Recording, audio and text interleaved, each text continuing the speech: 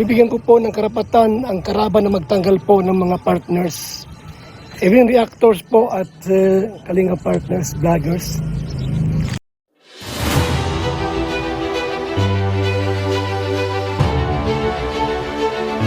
Okay guys, isa na maging mapagpalang umaga, tanghali, gabi po sa inyo lahat. Sana po ang lahat ay nasa mabuting kalagayan at ligtas po sa anumang kapahamakan. Saan man po kayo dako ng mundo naroon. Ako po muli ang inyong lingkod, Maestro 21 TV. At sa ating video ngayong araw na ito mga kalingap, tayo muli po ay magbibigay ng ating puro-puro, komento, opinion at reaction. Tungkol nga po dito sa naging announcement po ni Kuya Bal. So siguro po ay napapanahon na ibigay po ni Kuya Bal ang kautusan nito sa ating at ipaalam sa atin lahat, okay? Sa ating pong naobserbahan mga kalingap ay nagkakagulo ng dahil karamihan po sa ating mga kalingap partners ay hindi alam, hindi nasusubaybayan o hindi updated sa mga rules na gustong ipatupad po ng pamunuan po ng kalingap. At dito tuloy mga kalingap ay nasisisi ang pamunuan din po ng Karaba. So yan po yung ating pag-uusapan ngayong araw na ito mga kalingap. Bago po yan, tayo muna po ay magbibigay po guys sa ama at founder po ng Kalingap, Kuya Bal Santos Matubang. At tangkilikin po natin Ate Edna Vlog, Kalingap Rab. At sana po inyo rin pong tangkilikin ang munting channel na ito sa pamamagitan po ng iyong pagbibigay ng like, share, and subscribe. At tuloy pindutin na rin po ang notification bell.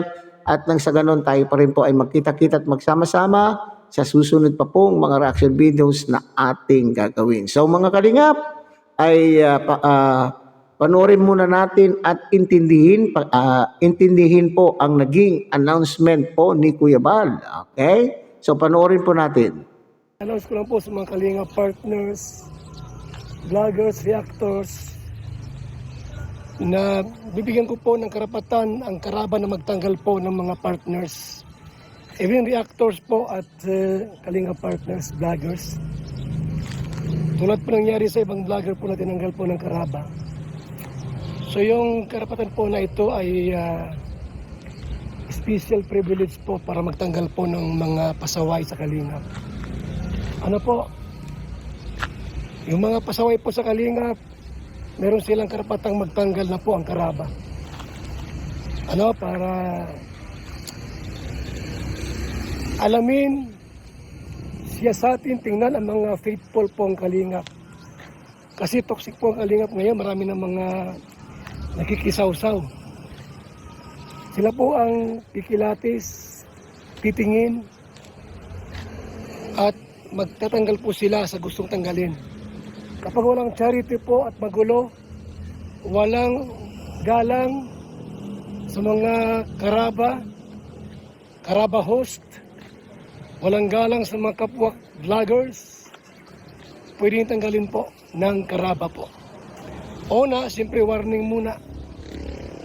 Warning, suspension, then tanggal.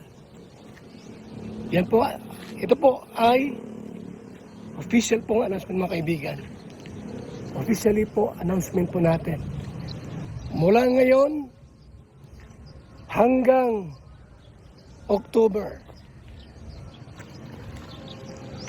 April, May, June, July, August, September, October. 6 months silang mayroong karapatang magtanggal po.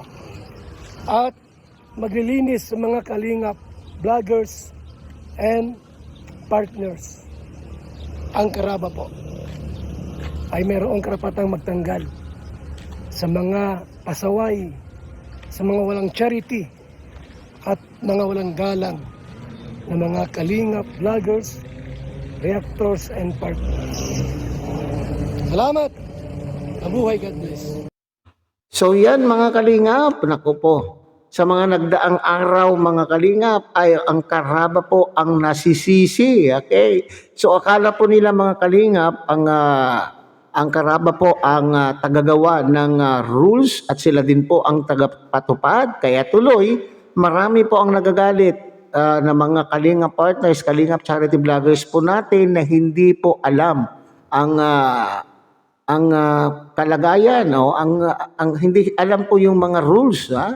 So dito kasi kanina po may napanood ako ay itong mga taong nasuspende mga kalingap ay nagsasabi na para bagang ang kanila pong pananalita ay hindi po nila talaga alam at sinasabi pambihira daw po ang karaba. Akala po nila talaga ang ginagawa po ng karaba ay kagustuhan lamang po nila at galing po sa kanila mismo ang mga rules. Ang rules po ay ginagawa po ng pamunuan. Pag sinabing pamunuan, nandyan na po yung mga katuwang po ni Kuya Bal. Nandyan po si Kalinga Prab, Ate Edna, at saka si Kuya Bal. Kasama po yung mga key persons ng Kalingap. Sino-sino ba itong mga key persons ng Kalingap? Ito yung mga officers na pinagkakatiwalaan po ni Kuya Bal. Kaya tuloy, sa mga nagdang araw ay itong mga partners po natin ay parang mga Kalingap charity vloggers po natin ay parang walang paggalang. Mayroong tonong pambabastos sa karaba kasi hindi nila alam na ang karaba po mga Kalingap ang alter ego. Alter ego po ng ni Kuya Bal. Pag sinabi nating alter ego, sila po yung mga taong pinagkakatiwalaan na gawin ang mga dapat mga gustong gawin po ni Kuya Bal. Okay? Dito naman po tayo mga Kalingap pumunta sa naging announcement po ni Kuya Bal. Binigyan na po ng pangil, binigyan na po ng karapatan, binigyan na po ng kapangyarihan ang karaba na mag-suspend, magtanggal.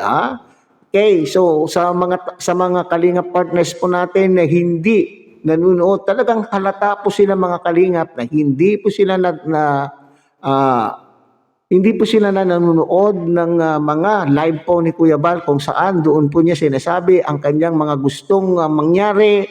At the same time, hindi din po sila nanonood sa mga update ng karaba. Kaya nga po nariyan po yung karaba. Sila po ang tagapagbalita, sila po ang tagapag-update sa atin po na nandito po sa loob ng Kalingap. So, ang isang tao dapat mga Kalingap na nandito po sa isang para tayong nasa company, para tayong nagtatrabaho sa isang kumpanya kung saan ay may mga dapat din po tayong sundin. Ganon din po dito sa Kalingap, mga Kalingap. So, kinakailangan updated ka kasi kung hindi ka updated, sa kangkungan po tayo pupulutin. Okay? So dito ay napansin po natin na medyo siguro naiinis na po. Medyo naiinis na po itong si Kuya Bal. May nabanggit po siya dyan yung parabagang pasaway na mga Kalinga partners. Okay? Kasi nandyan din po yung sinasabi po niyang hindi sumusunod at sumusaway at mayroon pang tonong pananalitang kabastusan, nambabastos pa po. So para bagang wala nang paggalang sa founder po na siyang kumupop o siya pong tumanggap sa atin lahat na silong sa kanya pong sariling community. Okay? So sa ganitong sa itong sinabi kaya ni Kuya Bal mga Kalingap na binibigyan na po ng kapangyarihan ang karaba na magtanggal, magsuspinde, mag-assess, maghanapin ang mga Kalingap partners o Kalingap charity vloggers natin na wala daw pong na walang mga charity at tatanggalin na po.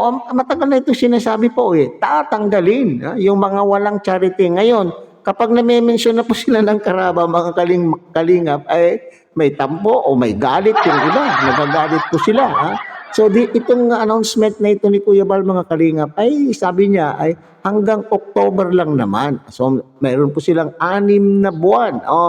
Kailangan alam po niyo ito para lahat ay hindi kayo magtataka. Grabe naman po. Baka sasabihin na naman po ninyo, grabe naman po ang mga karaba. Ang mga karaba ay mga bias. Kung ganun din po sa ating mga viewers, ay marami rin pong nagtataka. O ngayon, panoorin yung maigi at intindihin maigi ang announcement po ni Kuya Bal. Pero alam niyo po, itong karamihan po sa ating mga viewers ay mas lalo pa pong alam ang mga rules na gustong ipatupad po ng Kalingap kaysa po sa mga Kalingap partners po natin, Kalingap charity vloggers natin. Kasi karamihan po sa mga viewers, sila po yung nagsusumbong kapag may mga nakikita po sila na hindi ginagawa po, na maling ginagawa po ng ating mga Kalingap partners. So, kung ang mga viewers nagagawa po nilang makapag-update, nakakapanood sa lahat ng mga live ni Kuya Bal at ng mga live ng mga iba pa pong mga reactors at ang karaba para tungkol po sa update, bakit hindi magawa po ng ating mga Kalingap charity vloggers? Iba na po yung may alam, mga Kalingap. So, kinakailangan bigyan niyo po ng oras o panahon ang panunood sa mga live po ni Kuya Bal at nang ma-update po tayo. Okay? So, yan po mga Kalingap. So, dito po sa announcement kayo ni Kuya Bal, di kaya lalong magkakagulo. So, ginawa po ito para hindi magulo, maayos po tayo. So, sana sundin po ninyo ang rules, sundin po ninyo kung ano po ang ipinapatupad po ng karaba at wag na po kayong magalit. At kung ayaw sumunod, sinasabi po nga nila kung ayaw sumunod, umalis. So hanggang yan lang tayo mga Kalingap. Ngunit ang kilikin po natin Kuya Bal Santos Matubang, Ate Edna Vlog, Kalingap Rob. At siyempre sana po nyo rin po nakilikin ang munting channel na ito sa pamamagitan po ng pagbibigay nyo po ng like, share, and subscribe. At tuloy pindutin na rin po ang notification bell. At nang sa ganun tayo pa rin po ay magkita-kita sa susunod pa pong mga reaction videos na ating gagawin. Muli sa mapagpalang umaga, tanghali, gabi po sa inyo lahat. Mabuhay po kayo at God bless everyone.